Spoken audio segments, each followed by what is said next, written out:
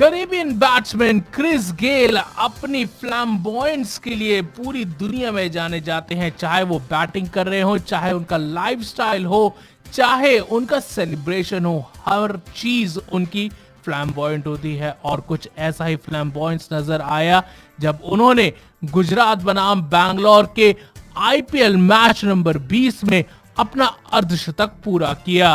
पहले तो Chris Gayle ने खूबसूरती के साथ छक्का मार के अपने 50 रन पूरे किए और उसके बाद उन्होंने नागिन डांस जैसा कुछ क्रीज पे किया।